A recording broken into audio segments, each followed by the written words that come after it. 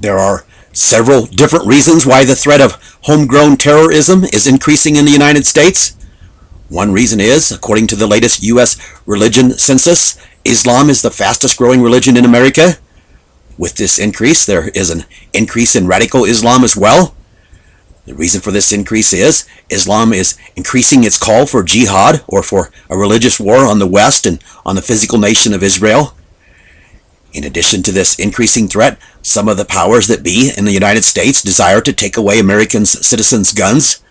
This desire is causing a faction of the U.S. to prepare for a stand against the government should their desire be manifested in action.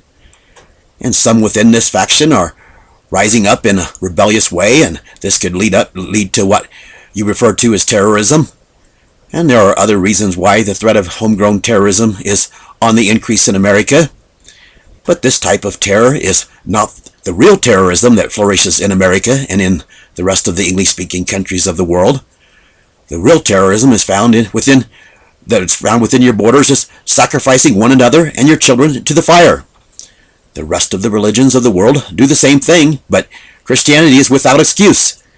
You are without excuse because you are the descendants of Israel, and you have our Creator's word, and you have His call to become His eternal children available to you.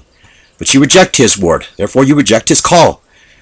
In rejecting what His word says, you are rejecting His only begotten Son, who was given His word for a name. Therefore you are rejecting eternal life and choosing to die. You're doing so for yourself is one thing, but leading others like your children to do so is murder. What makes it really bad is you even say that you do believe His word. Your hypocrisy is off the charts. Your arrogance in lifting your beliefs up above His word that you say that you believe in testifies that you truly have no fear. Your arrogance is your strength.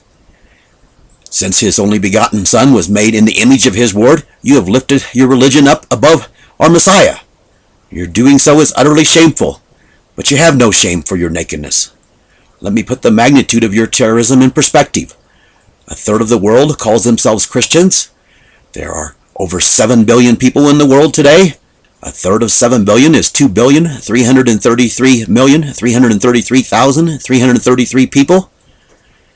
The 2 recent explosions in Boston only killed 3 people. A terrorist is known by the world's way of measurement, blows up or burns up or in some other way kills or wounds other people and sometimes even themselves in the process. Is these people doing so any different than you teaching your children or others to live a life that will lead them to the lake that burns with fire and brimstone? Is these people blowing themselves up any different than you choosing to live a life that will lead you to being burnt up in the lake of fire? According to our Creator's measurement, you are sacrificing yourself and your children and one another to the coming fire, and your doing so is murder. Other than the outcome not being immediate like it is when someone blows others up, is murdering yourself or others by throwing them into the fire that burns with brimstone any different? No, murder is murder. Choosing to do so to yourself is one thing, but doing so with your children or with others like all of the false shepherds do is utterly shameful. And now you are about to be recompensed from the Most High for your choice to hide behind lies so that you can justify your rebellion to His word and your murdering others. You call your lies salvation when in fact they are nothing more than a method of killing one another. You are no different than the terrorists that you condemn. Actually, you are far worse because the numbers of people that are led to the slaughter through the lies of Christianity are far greater than the number of those killed by bombs and such. You are not only homegrown terrorists, you are also growing them in your homes, and you're doing so with no shame. And your false shepherds that you are following are doing so to the masses, claiming that they are giving them salvation when in fact they are pushing them into the lake of fire. And they do so with no shame as well. And their doing so is mass terrorism.